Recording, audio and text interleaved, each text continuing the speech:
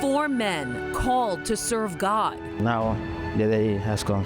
They walked into the Co-Cathedral of St. Joseph as ordinary men and left as fathers.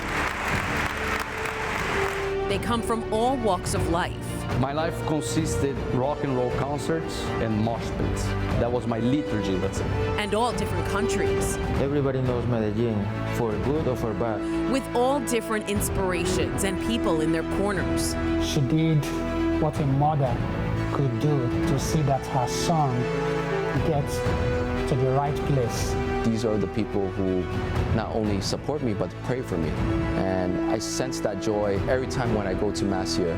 And now those experiences will help them spread the word of God to the Diocese of Immigrants. They're very, very much a part of this local church. Right now on Currents News, meet the Diocese of Brooklyn's newest priests.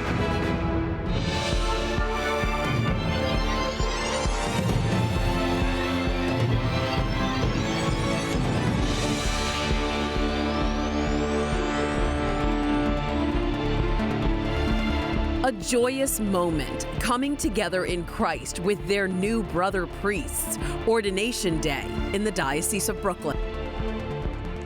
The Diocese of Brooklyn has 4 new priests. Their mass of ordination drew a crowd of hundreds into the Co-Cathedral of St. Joseph Saturday as they promised to serve God and their bishop in front of family and friends.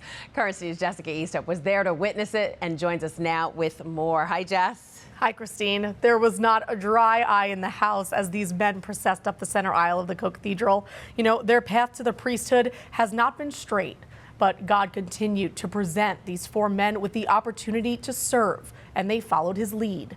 And now their ministry begins. Take a look.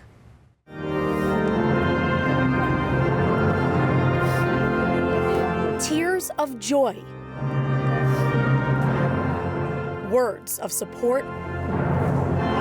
And a call that has burned inside of them answered, finally.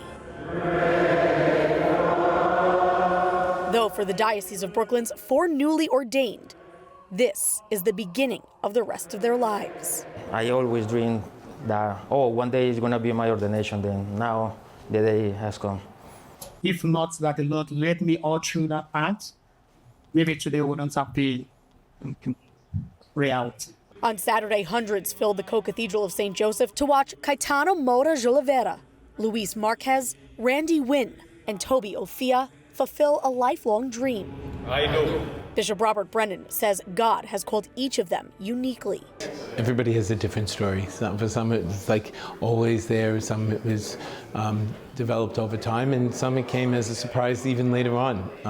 That's the amazing thing about the Lord. He calls us in his own way and in his own time. Ordination Day is packed with tradition. One by one, the priests of the Diocese of Brooklyn laid their hands on the heads of the newly ordained, extending the sign of peace. These men are now welcomed into the priesthood by their brothers, an extension of their communities here and around the world. We do bring a diversity of culture, but they're also men of Brooklyn and Queens, so they're very, very much a part of this local church. These new priests are all from different countries. They speak different languages. They don't have much in common, except for the piece that mattered most in their lives and formation, God's love. I'm a great sinner. I'm a great, very weak person, very normal person. And I'm only here because he loves me. He has never left me alone, but was always with me in this journey. And because ultimately, he loves all of us. Each of the new priests have said they'll be happy with any assignment. Christine, every parish is the opportunity to serve God's people. Absolutely. And Jess, we saw a lot of emotion on Ordination Day. I think more than we've seen out of these guys in recent memory. Absolutely. A ton of emotion. And I think these guys really were present in the moment and understood the gravity of how big of a life decision this was. And it was a beautiful thing that they were able to be vulnerable and feel supported in that moment. And with their families there. Yes. And with that support, support. And, you know, Christine, if you remember last year, none of the newly ordained priests, unfortunately, were able to have family there due to visas and travel issues. But this year, every single one of the new priests had family there and were able to have that support from their friends and families. That's so nice. Now, what can you tell us about their assignments, the moment they were all waiting for? Yes, so Father Randy is assigned to St. Patrick's in Bay Ridge, Father Luis to Resurrection Ascension, Our Lady of the Angelus in Rego Park, Father Toby to Sacred Heart in Bayside, and Father Caetano to the parish you grew up in, St. Rita in Long Island City. Oh, yay! My mom will be happy to hear that. Thank you so much, Jess. Thanks, Christine. Like Jess said, even though these men come from all different countries, they are united by a universal church. Leading up to Ordination Day, Jessica sat down with each of them to learn more about their path to the priesthood. Now's your chance to meet the priests. First up, then Deacon Toby's story, one that begins thousands of miles away.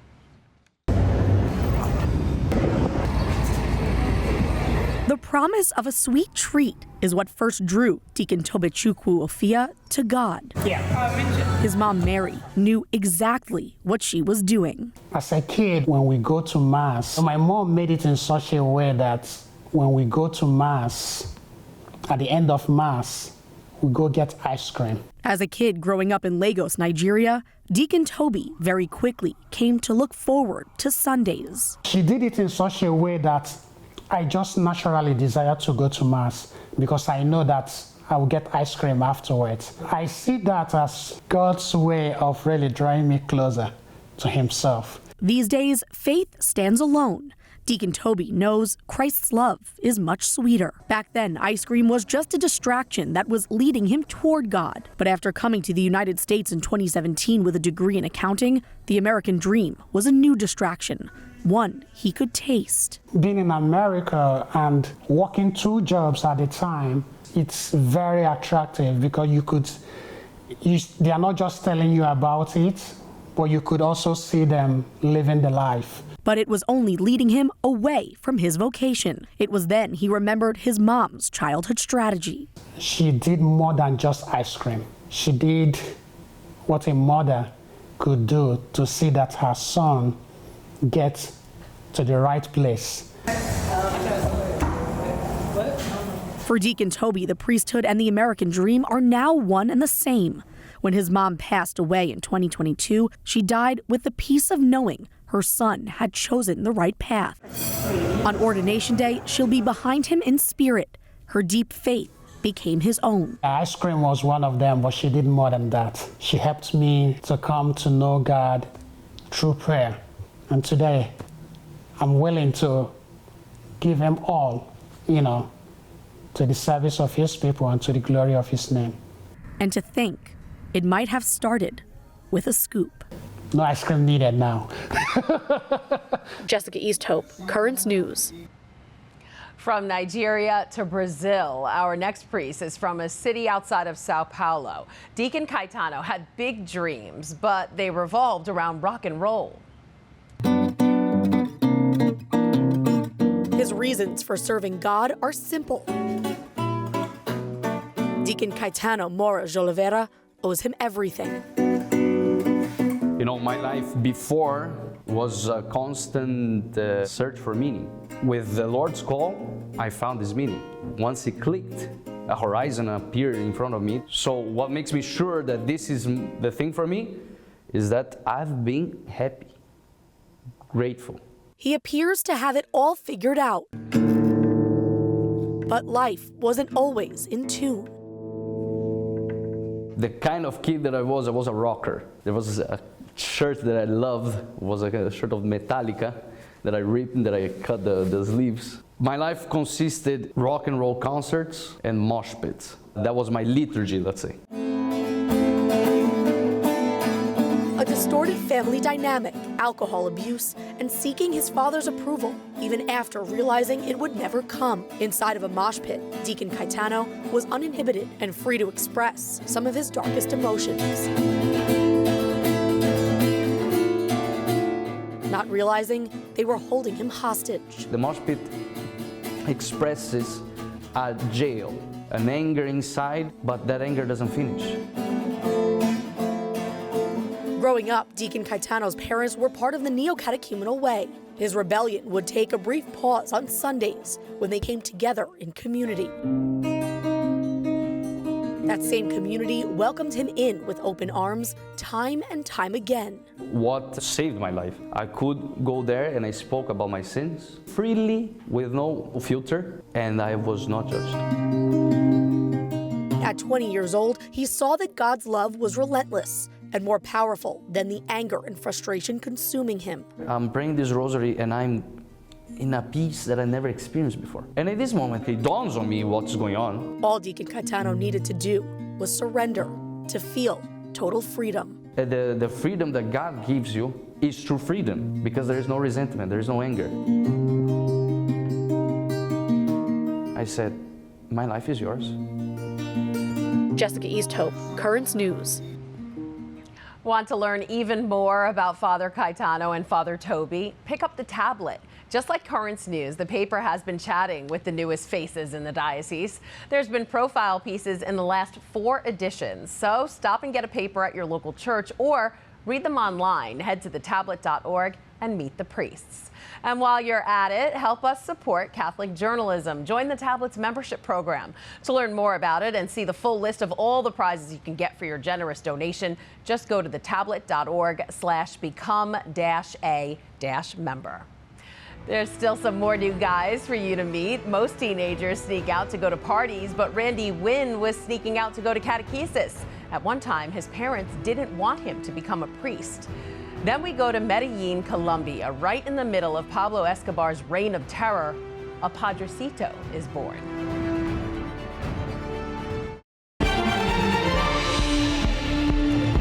This time 8 years ago, a man named Randy Nguyen was in medical school in the Caribbean. But he decided instead of healing bodies, he wanted to heal souls. Currents News' Jessica Easthope tells us at first his family wasn't supportive of his decision to become a priest. But throughout his formation, he gained a second family, a spiritual lineage he's ready to make proud. Deacon Randy Nguyen's resume doesn't have much variety. He's spent his life serving the church. I was able to altar serve. I was a sacristan, I was a receptionist, part-time secretary. I never had an outside job. Anything that I had was involved in the church. Good thing he's about to be ordained a priest.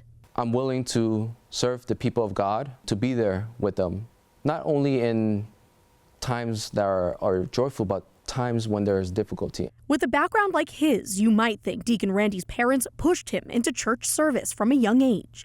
But that wasn't the case. He was going against the grain. I was maybe around 7 years old, going around the house. One day I will be a priest. And my mom was like, what do you mean? I don't want you to be a priest. As I grew up, that was always in my mind. Most teenagers sneak out to go to parties. Deacon Randy was sneaking out to go to catechesis. There were times that I would not tell them and went off with my pastor and have dinners with the bishops and go to these vocational groups to talk more about the priesthood. Born in Minnesota, Deacon Randy was raised by a single mom until he was 2, meeting his father for the first time when they moved to New York. His mother never knew her parents. Her mom died shortly after childbirth. Her father, an American soldier serving in the Vietnam War. During that time in Vietnam, my mother was really badly treated. They would throw rocks at her, and during that time the Vietnamese people did not like people with white skin. When his family life has been complicated, he's found consistency here at his home parish of Our Lady of Mount Carmel in Astoria. I really felt the sense of that love of my spiritual family here in my home parish. A few years ago, Deacon Randy became part of a long-standing Vietnamese tradition. Our Lady of Mount Carmel's pastor, Monsignor Quang Pham, adopted him as his spiritual son.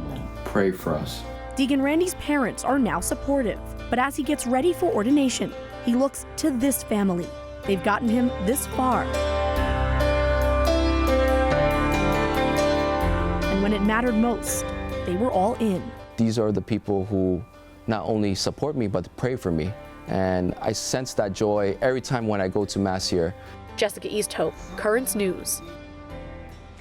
Unlike Father Randy, the main character in our next story always knew he wanted to become a priest. For Luis Marquez, it all started as a childhood dream, one that was very different from his reality. Growing up in Medellin during the height of Pablo Escobar's reign of terror. He's not playing dress up anymore. These days, Deacon Luis Marquez gets vested for real. They always call me little father, like Padrecito. Okay, Padrecito. It was funny. And soon, he'll be the man he's always dreamed of being, a priest of the people. Sometimes they need somebody to listen to them. As a priest, we should do that. His future has promise, but in his past, there was pain. As a kid, he grew up in Medellin, Colombia, during the height of notorious cartel leader Pablo Escobar's reign of terror. Everybody knows Medellin, for good or for bad. His childhood years were lived in fear. So we couldn't go to enjoy ice cream in the park, to go to mass, like car bombs and everything. And it was no secure place to live. Deacon Luis's father was a police officer, an enemy of the most powerful man in his country. He was sending people to kill policemen. My father, he suffered a lot, and we suffered a lot because every time he left home, we didn't know if he was going to come back. In 2004, his family started a new life in the U.S. Here, Deacon Luis was met with a new set of challenges. I was not happy. I couldn't find the same feelings that I felt when I was in Medellin. His formation took a 10-year hiatus. Over that time, he graduated college and began teaching Spanish to children in New Jersey. It was a beautiful experience, and I learned many things from them. It was among those kids that God called him again to fulfill the promise he made to his younger self. He got to relive his childhood through their eyes, experiencing the carefree life he missed out on. Today, Deacon Luis says his inner child has healed. Padrecito is grateful. This is like a sign that we are Jesus Christ for people. And now he's ready to just be Padre.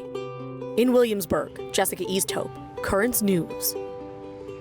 Bishop Brennan delivered the homily at the ordination, saying the church in Brooklyn and Queens, indeed the whole church, rejoices in this magnificent gift. And we give thanks to God for this grace and for the courageous and generous response of the 4 men about to be ordained. Brothers, soon to be brother priests, the world is desperate to know Jesus Christ. The world is desperate. And whether or not it realizes it, the hunger is very real. As priests of Jesus Christ, you will bring Jesus himself. You will do this through your preaching and through your witness. You will do so through your humble ministerial service. You will do so through the celebration of the sacraments. Be generous witnesses of Jesus Christ, bold, joyful, and unapologetic. Bishop Brennan says he is impressed by the caliber of men who are the Diocese of Brooklyn's new priests, calling them energetic and sincere. To watch Bishop Brennan's homily in full, just go to our website, currentsny.tv. And want to learn even more about Father Randy and Father Luis? Just head over to your local church and pick up the tablet. Just like Currents News, the paper has been chatting with the newly ordained. There's been profile pieces in the last 4 editions, so stop and get a paper or read them online. Head to thetablet.org and meet the priests. And while you're at it, help us support Catholic journalism. Join the Tablet's membership program. To learn more about it and see the full list of all the prizes you can get for your generous donation, just go to thetablet.org/become-a-member. Still to come on Currents News, we'll meet one Diocese of Brooklyn priest who is inspiring vocations all over the world. He'll tell us how he's doing it and why he's filling a huge void. Do you have a story idea or want to share a tip? Email us at newstips@desalesmedia.org. or call our 24-hour number, 718-517-3122. We'll be right back.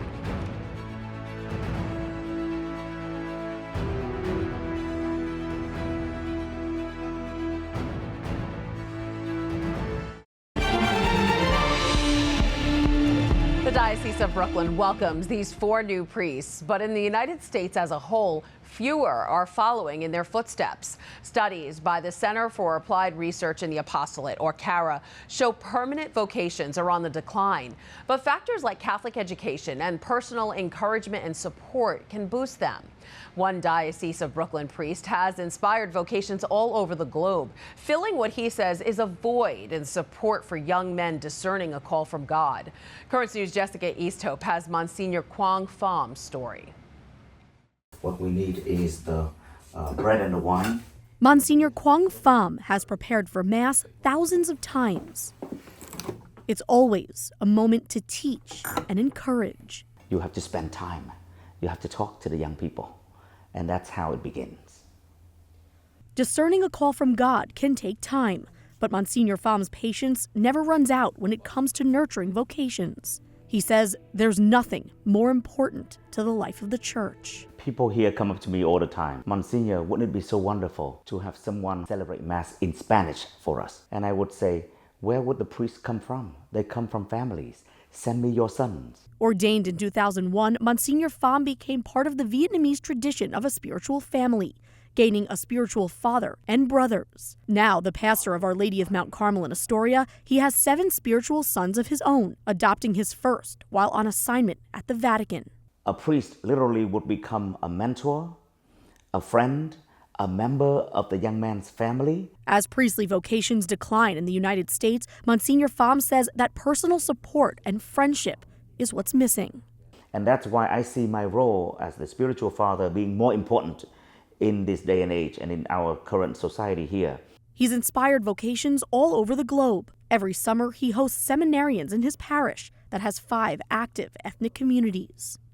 These are all of the activities that we had. So every time he gives of himself to support another's vocation, it's because he knows it makes a difference. He himself would not be here without it. In Astoria, Jessica Easthope, Currents News. Want to learn even more about Monsignor Phom? Pick up the tablet. Just like Currents News, the paper has been chatting with the newest faces in the diocese and their mentor. There's been profile pieces in the last 4 editions, so stop and get a paper at your local church or read them online at thetablet.org. While you're at it, you can help us support Catholic journalism. Join the Tablet's membership program. To learn more about it and see the full list of all the prizes you can get for your generous donation, just go to thetablet.org/become-a-member.